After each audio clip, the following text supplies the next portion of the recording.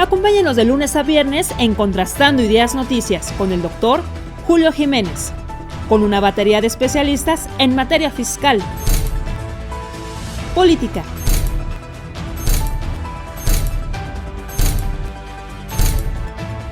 economía, finanzas, justicia, deportes y espectáculos.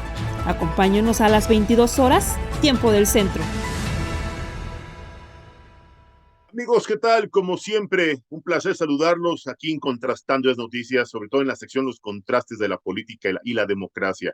Soy Julio Jiménez y como cada semana contamos con la opinión, el análisis, la participación de especialistas, voces autorizadas en temas coyunturales en el ámbito político, salud, deporte, salud y bienestar, sobre todo un tema que es indispensable en estos tiempos, pero también un tema fundamental es la justicia, la democracia, la política, el ámbito electoral que, bueno, el titular ejecutivo ha hecho valer su palabra y ha hecho un compromiso para presentar una iniciativa que ya está en el Congreso de la Unión y que ha despertado polémica, que ha desatado debates y que ha generado pues apoyos y también yo diría descontento, incertidumbre y preocupación ante esta, no sé si llamarle maquiavélica reforma electoral que pretende a todas luces someter al Instituto Nacional Electoral. Pero qué mejor escuchar la opinión y el análisis, reitero, de un profesional en materia electoral.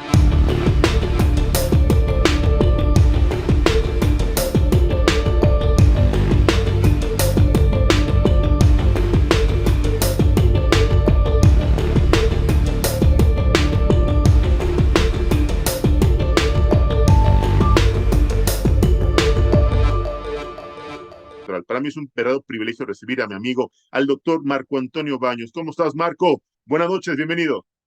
Mira, ha sido muy lamentable que el debate planteado por el Ejecutivo Federal se haya dado en estos términos.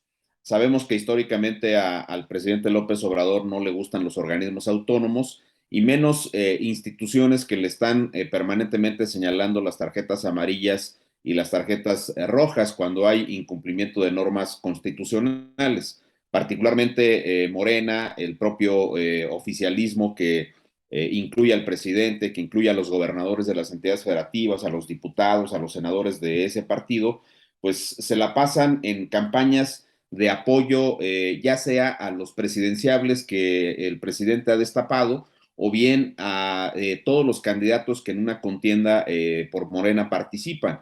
Y esto está generando pues una situación de una enorme incomodidad para la institucionalidad democrática del país. Es claro que la confrontación entre el presidente y el INE pues se debe más a una disputa personal. El presidente es de humores, es de resentimientos, hay que decirlo con todas sus letras. Dice que hay una historia permanente de fraudes.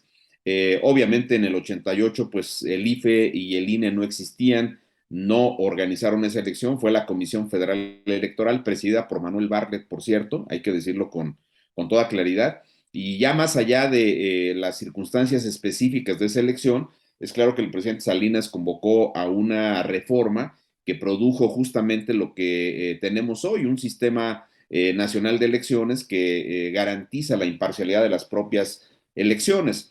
En el 2006 es un hecho concreto que por más que el presidente López Obrador sostenga que se le cometió un fraude electoral, pues nunca se pudo demostrar. Ese es un tema clarísimo.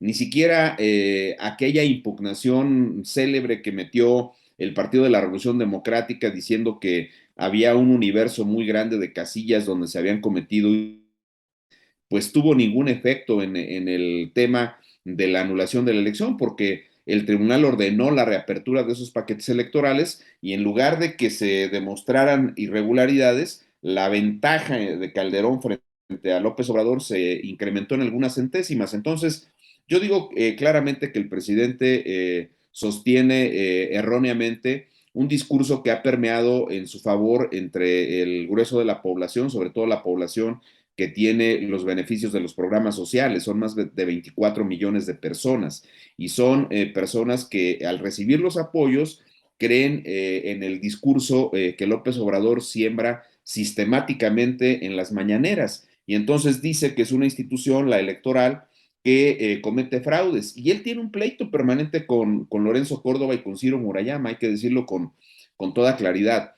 Son dos consejeros que le resultaron absolutamente incómodos a López Obrador y donde además el propio presidente, hay que decirlo también así como es, abusó un poco de la jetatura como primer mandatario del país y se encargó de hacer señalamientos agresivos en contra del propio Lorenzo Córdoba a propósito de que Lorenzo Córdoba es hijo de Arnaldo Córdoba, que en algún momento pues apoyó la conformación de Morena y obviamente pues estuvo en las luchas de la izquierda, pero creo que son cosas completamente diferentes y López Obrador se encargó de lastimar públicamente esa situación, sobre todo con aquella muy lamentable frase de que si si Arnaldo Córdoba estuviera vivo, volvería a morir de pena por el comportamiento, dijo López Obrador, de su hijo. Entonces, esto es un tema que es más de tipo personal, son la disputa por los agravios, pero si te das cuenta, es de tal tamaño el resentimiento que guarda el presidente de la República. Primero se sigue comportando como que si fuera un líder de la oposición, como que si desde la primera magistratura él no fuera responsable de muchas de las cosas que están ocurriendo en el país y evidentemente quiere mantener un pleito permanente que distrae a la población de los problemas reales. No hay fuentes de empleo, no hay un abastecimiento adecuado de los medicamentos, no hay una atención a los efectos específicos de la pandemia, hay un enorme cuestionamiento por diversas instituciones especializadas con los problemas de la deforestación, con los problemas a los ecosistemas, como se ha generado en el caso del Tren Maya. Hay obras inconclusas que son presentadas como algo estrictamente cosmético y nada real, como fue la conclusión del aeropuerto Felipe Ángeles, que no está terminado, por más que el presidente lo diga. Apenas hay un pequeño universo de los usuarios que se suponía tendría ese aeropuerto. Tampoco está terminada la refinería, pero ya la inauguró el presidente de la República. No, bueno. Ha militarizado al país cuando en un principio dijo que no, que se había opuesto a esta política, pero le entregó todo a los militares. Y Claro. lamentablemente en el marco de todo ese tipo de disputas, el presidente le ha pasado factura al PRI, particularmente a su líder, que en la búsqueda de impunidad de protección, pues ha entregado los votos, lamentablemente, de los diputados y de algunos senadores del PRI para avalar la militarización, ampliando el plazo del ejército en las tareas de apoyo a la seguridad pública. Y ahora, pues hará lo mismo con el tema de la reforma electoral, que puede generar un retroceso importante a 32 años de avance democrático. Pues Marco, la verdad es que el escenario es preocupante. Este contexto de traiciones, este contexto de negociaciones, este contexto de compromisos inconfesables de algunos representantes y líderes políticos, así como también del Ejecutivo Federal, que lejos de fortalecer la democracia, lejos de apoyar las instituciones y lejos de respetar el marco constitucional, tal parece que es todo lo contrario. Como bien refieres, un fuerte y peligroso retroceso en todos los sentidos y un debilitamiento a las instituciones. Vamos a un pequeño corte comercial. No le cambie, seguimos contrastando ideas. Regresamos.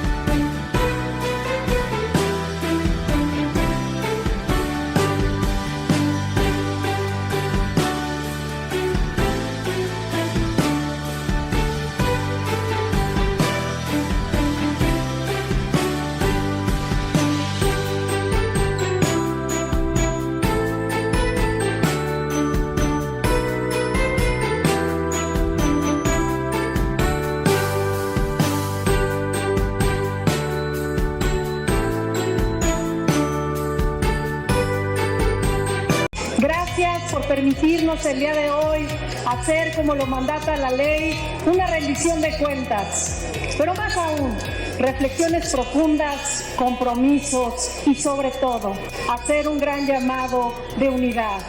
Que lo que venga nos encuentre juntos. Nos encuentre reconciliados, echados para adelante, dignos, unidos, en alianza.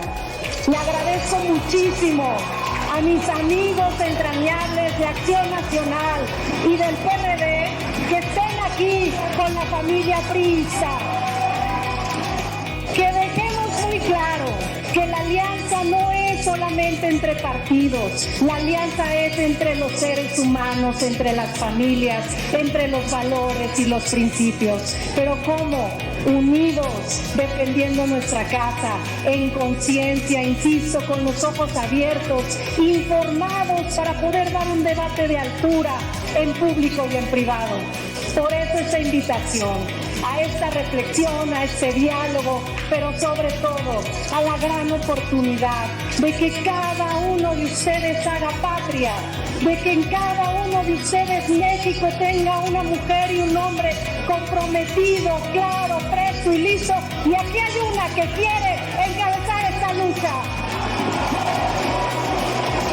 ¡Que viva el Estado de México! ¡Que viva el Estado de México! ¡Que viva la región de las pirámides! Muchas gracias.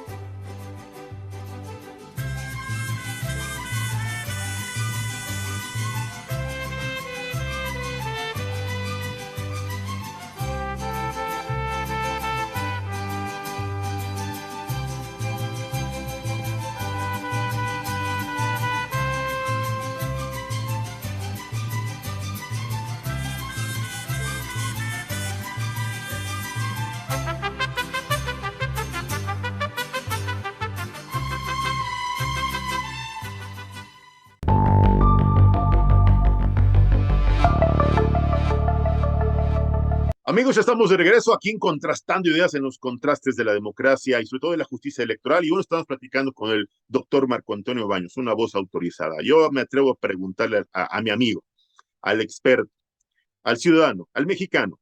Marco, ¿qué le pasaría a México si desaparece el Instituto Nacional Electoral? Si desaparece ese organismo constitucional autónomo, si desaparece ese árbitro que, pues gracias a un gran esfuerzo, a sacrificios, a reformas, acuerdos, a esos avances democráticos que hace 30 años, pues le dieron lugar al nacimiento de lo que fuera el IFE y hoy el INE. ¿Qué le pasaría a México, a la democracia y a los mexicanos, Marco?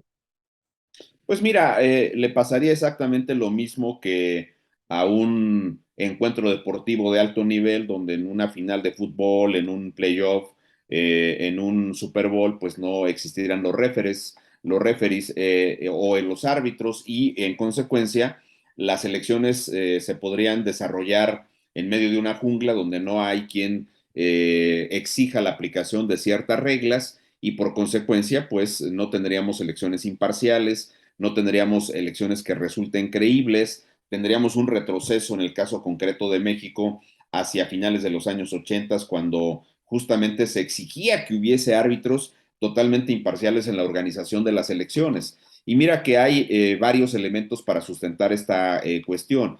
En la iniciativa de reformas de López Obrador está la idea de quitarle el control del padrón electoral al INE, y al quitar el control de ese instrumento básico, el padrón al final de cuentas es la base de los electores que han cumplido con los requisitos, que son revisados por la autoridad electoral y también por los partidos, hay que decirlo claramente, para poder ejercer su derecho de voto, porque están correctamente domiciliados, porque tienen su credencial de elector vigente, porque se ha verificado que no hay movimientos irregulares de traslado de votantes hacia ciertas secciones que no les corresponderían, etcétera, porque es un instrumento, insisto, suficientemente verificado para poder garantizar que las elecciones se hacen con electores autorizados para ello.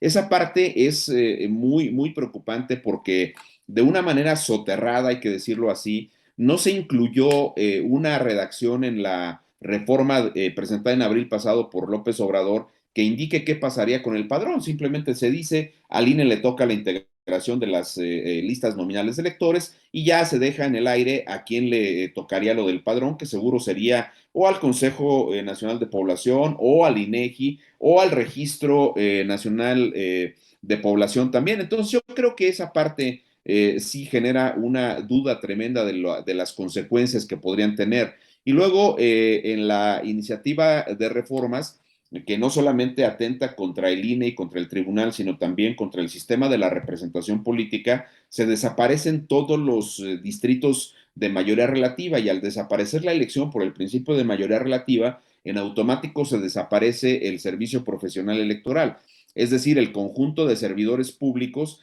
que hoy día revisan permanentemente las rutas electorales, la geografía electoral, los lugares para ubicar las casillas, por señalar algunas cosas, y cuando hay elecciones, pues es toda la base operativa que revisa si se colocaron espectaculares de los partidos, si existen pintas, si hay propaganda político-electoral que deba ser fiscalizada y sumada a los topes de campaña para garantizar las canchas parejas en las contiendas electorales. Entonces, dicho de otra manera, pues tú quitas todo este aparato que hoy día le ha generado al país la idea de tener un modelo sólido, un modelo que garantiza que las elecciones se dan en las mejores condiciones. Yo te diría que es un modelo que está no solamente replicado en el ámbito de las entidades federativas para las elecciones locales, sino que ha servido como un modelo a copiar por muchos países del mundo. Entonces, en síntesis, pues no tendrías elecciones auténticas, no tendrías elecciones, y esto sería como parafraseando alguna expresión por ahí, pues imagínate tú un México sin la existencia de los órganos autónomos. Las elecciones pasarían al control del gobierno, Claro. el acceso de la información pública pasaría al gobierno, y bueno, ya de los derechos humanos ya no te digo nada, esos ya están bajo el control del gobierno, en una institución que hoy día pues se ha convertido en un brazo operativo, incluido el tema de la reforma electoral. Pues ya está hasta incluso opinando y mandando recomendaciones la titular de la Comisión Nacional de los Derechos Humanos, quejándose del Instituto Nacional Electoral, ¿no, no, Marco? Digo, ¿qué más claro nos queda el tema, no? Sí, Inconstitucionalmente, claro, sí, es indebidamente. un hecho concreto que si nosotros observamos puntualmente los comportamientos de los titulares de las instituciones autónomas, pues Rosario Piedra Ibarra, pues no es una presidenta que se sujete a lo que dice el Consejo Técnico de la Comisión de Derechos Humanos, Claro. mientras que podríamos revisar si los consejeros se apartan de lo que dice el Consejo General. Yo creo que esa parte es muy preocupante, donde también debo decir que fue, en mi opinión, un poquito imprudente que Lorenzo Córdoba en un discurso hablara de que se tiene controlada la comisión. Eso no le toca a él, porque al final de cuentas pues fue un elemento que generó cierta distorsión, y le toca a los opinadores, le toca a los periodistas, le toca a los académicos, a los políticos referir este punto, pero él confrontó en un tono discursivo y vino este posicionamiento de la comisión Claro. de derechos humanos, que la verdad fue excesivo, que es Sí. antidemocrático y que no hace más que allanarle el camino a López Obrador en un tema que vuelve se vuelve muy álgido, y además en un clima propicio para que se retroceda democráticamente en el país. Se ha polarizado tanto el tema de la reforma electoral que hay una enorme multiplicidad de organizaciones sociales diciendo que no se haga la reforma electoral, Sí como es. también hay una guerra de encuestas, unas a favor, otras en contra, y también está muy recientemente el posicionamiento de la Iglesia, que está diciendo que hay un riesgo con el tema de la reforma electoral. Pues vamos a ver qué sucede, Julio. Se van a ser Claro. determinantes estos días, donde ya llevamos semana y media que se inició la discusión de las comisiones en la Cámara de Diputados, y veremos cuál es el resultado concreto que se tiene con este tema. Sin lugar a dudas, Marco. Yo, como siempre, te agradezco estos minutos que nos has obsequiado para Contrastando las Noticias. Tu análisis siempre puntual, imparcial y profesional. Permítenos molestarte la próxima semana para darle puntual seguimiento y análisis a todos y a cada uno de los temas que, bueno, están propuestos en esta reforma electoral, Marco. Así será, Julio. Te mando un abrazo y un saludo muy afectuoso para todo el auditorio. Muchas gracias. El doctor Marco Antonio Baños, aquí en Contrastando las Noticias.